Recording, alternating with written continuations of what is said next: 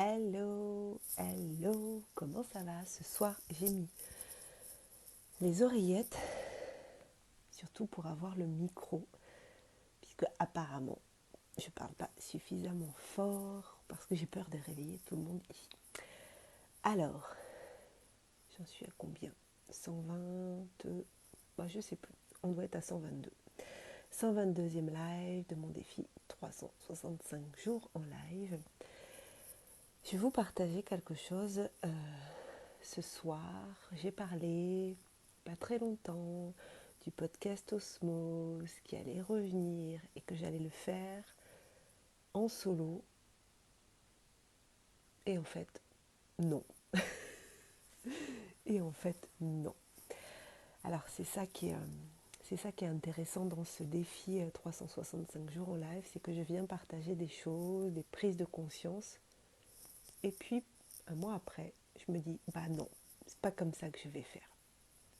Et je vais vous expliquer pourquoi. Hier, donc, j'étais... je vois un pouce qui arrive, mais je ne sais pas qui c'est. J'ai vu juste le pouce qui est monté. Je ne sais pas qui c'est. Si tu as envie de me faire un petit coucou dans le chat, pareil pour ceux qui verront en replay, un petit hashtag replay, un petit message, ça fait toujours plaisir. Ah, Lumia, coucou, coucou. Tu vois, je ne suis pas encore couchée. Mais je serai quand même là demain à 6h. Donc, hier, j'étais... Ah, au Régent. Alors justement, Régent, t'as vu, j'ai mis les oreillettes et le micro spécialement pour toi.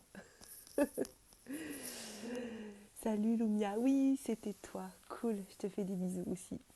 Donc, j'ai eu des prises de conscience hier lors de ce webinaire avec Dominique Sicotte, qui d'ailleurs très gentiment est venu me mettre un petit commentaire sur ma chaîne YouTube suite, puisque ce défi-là, je le fais sur Facebook, mais ensuite, je mets les vidéos sur YouTube. Ah oui, là, je parle avec mon micro, t'as vu, et c'est bien. Cool, donc on va continuer comme ça.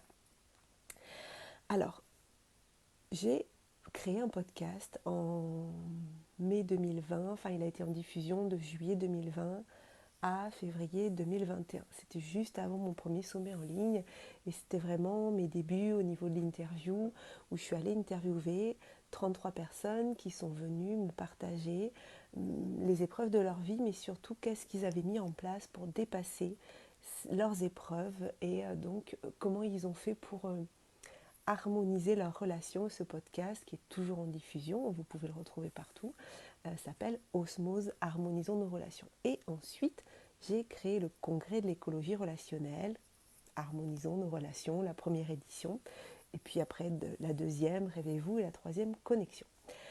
Et j'avais décidé que j'allais reprendre le podcast, pas sous forme d'entrevue, mais en version solo.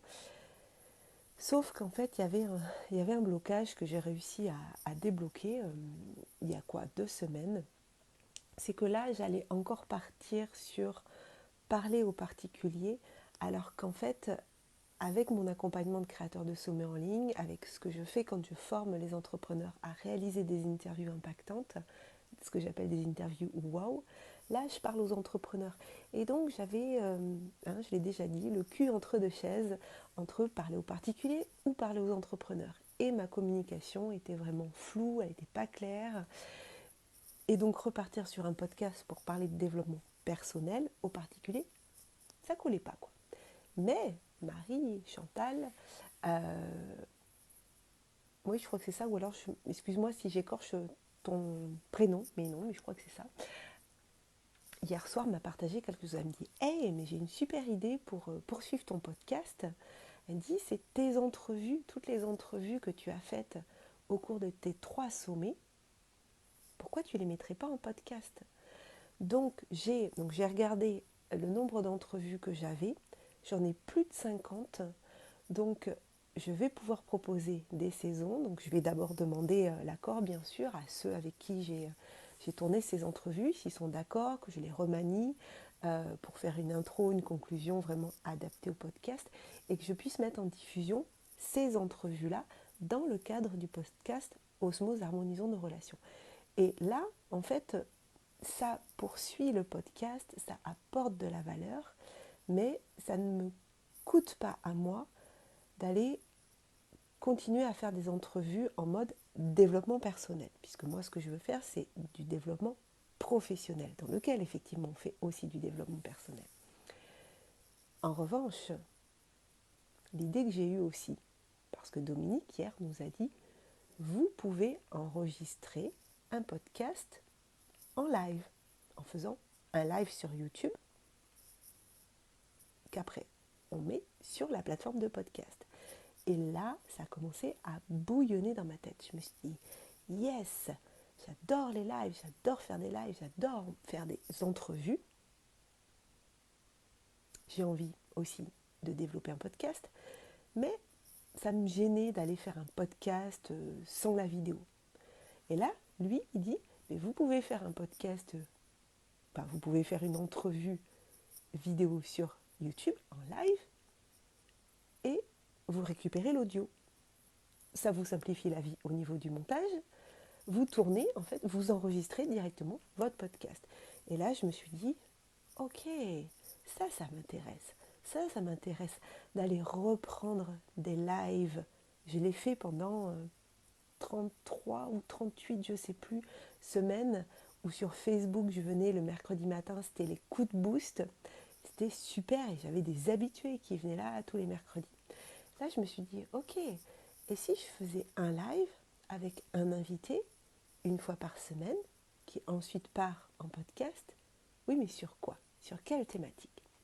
Là, je me suis dit, ok, quel type d'entrepreneur tu veux accompagner? Moi, je veux accompagner les entrepreneurs que je nomme des rêveurs acteurs ou des rêveuses actrices. Parce que oui, c'est beau de rêver, moi j'ai envie de réaliser mes rêves. Mais la notion de rêve, c'est souvent quelque chose qui reste dans la tête. On confond des fois avec un peu les fantasmes, les désirs qui ne sont pas assouvis. Moi, ce que je veux, c'est accompagner des entrepreneurs qui ont des rêves, qui passent à l'action, qui les mettent en place. J'ai envie d'accompagner des entrepreneurs qui ont un message à passer. Ce message est tellement fort qu'en fait, qu'ils veulent le diffuser et le partager. L'idée n'est pas de convaincre, l'idée de partager ce qui nous anime. Ça peut passer par la création de sommets en ligne, mais ça peut passer par autre chose. En tout cas, ce qui est important, c'est d'oser prendre sa place, d'oser se montrer pour partager ce qu'on a à dire, mais c'est vraiment pour servir la vie en fait. C'est pas juste notre petit ego qui dit ouais, moi je veux dire un truc, moi je veux dire un truc, moi je veux parler plus fort que les autres. Non, c'est vraiment de se mettre à disposition de la vie parce que quelque chose nous traverse, parce qu'on a une idée, parce qu'on a un message à porter. Sauf que des fois, on s'est tu. Des fois, on n'a pas osé.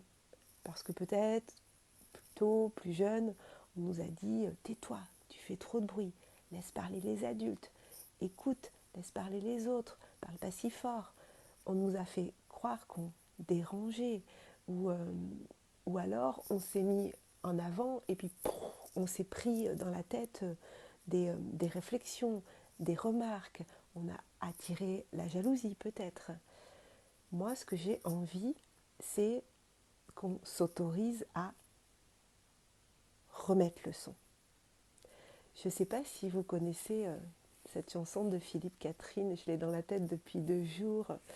Et je remets le son.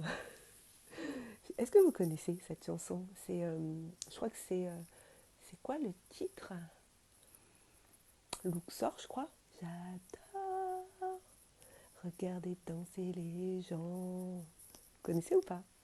Et à un moment donné, il y a le refrain et puis il dit « Et je coupe le son ». Donc là, tout le monde râle « Et je remets le son ». Et en fait, ça me trotte depuis hier. Et c'est ça que j'ai envie qu'on fasse, qu'on remette le son. Et donc j'ai envie, dans ce podcast tourné en live, enregistré en live sur YouTube, que des entrepreneurs qui, à un moment donné, se sont tus, n'ont pas osé, ont eu peur de déranger, qu'ils viennent nous partager le passage, comment ils ont fait pour remettre le son, comment ils ont fait pour augmenter le volume en fait, quoi. C'est vraiment ça. Donc j'ai envie que ce soit un podcast très joyeux, un podcast de partage d'expériences, mais vraiment pour amener, comment dire, oui, des conseils, et puis montrer que augmenter le son, c'est pas faire taire les autres, c'est juste prendre sa place. Pas prendre la place des autres, on prend jamais la place des autres. Si on prend une place, c'est parce qu'elle est libre. Alors peut-être que c'était la place de quelqu'un d'autre, c'est juste qu'il ne l'a pas prise. Mais je repense euh, à Valérie Fernande Ortega qui a partagé dans le dernier congrès ces petits jeux là de pouce-pouce où en fait quand on se déplace, on prend une place mais on en libère une et en fait voilà, c'est tout le monde reprend sa place. Donc déjà dites-moi ce que vous en pensez. Est-ce que ça vous donne envie de venir écouter ces entrevues en live qui seront ensuite diffusées sous forme de podcast et on remet le son. Euh, L'idée, c'est de dire aux gens, ne prive pas le monde de ton message, en fait. Si on a quelque chose à partager et qu'on n'ose pas le partager, si on a quelque chose à partager et qu'on se dit qu'on va déranger, j'ai envie de dire que on ne devrait pas se préoccuper de ce que ça va déranger parce que ce n'est pas notre responsabilité, en fait. Ça les regarde eux. Par contre, on ne peut pas priver le monde d'un message qu'on a à partager. Voilà. Et c'est ça que j'ai envie d'amener. Et, et c'est ça que j'ai envie d'emmener aussi sur peut-être la première édition du futur sommet que je vais créer pour les entrepreneurs. C'est vraiment d'oser prendre sa place et peut-être oser prendre sa place dans ces moments de renaissance. Quand il y a une reconversion, quand il y a une réorientation de quelque chose dans notre vie, quand on est entrepreneur et qu'on change de cible.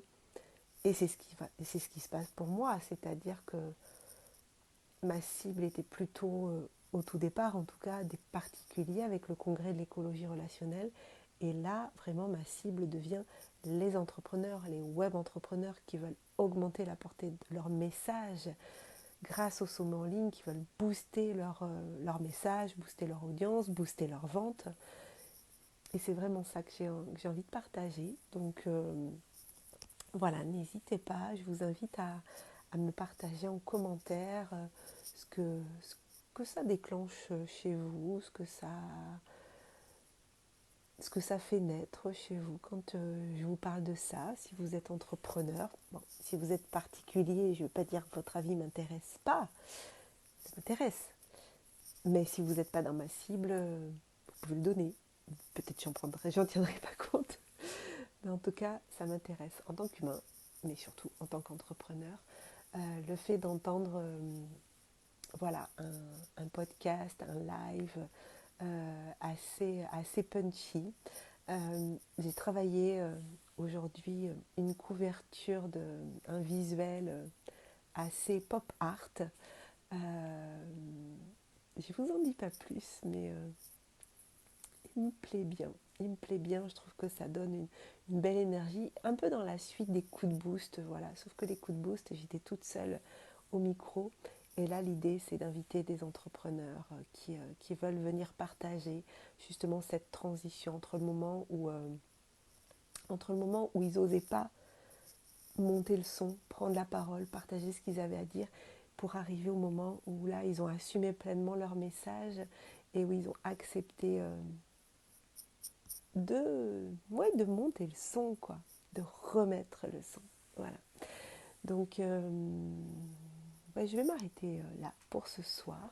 Je vais aller dormir parce que lever 5h45 avec Lumia à 6h pour le rituel des entrepreneurs, les rituels du matin des entrepreneurs. Donc, pour ma séance de Kundalini, je crois qu'il y avait un truc qui volait dans la pièce, non, de Kundalini Yoga. prenez soin de vous. Je vous embrasse et puis je vous dis à demain. Bisous, bye bye.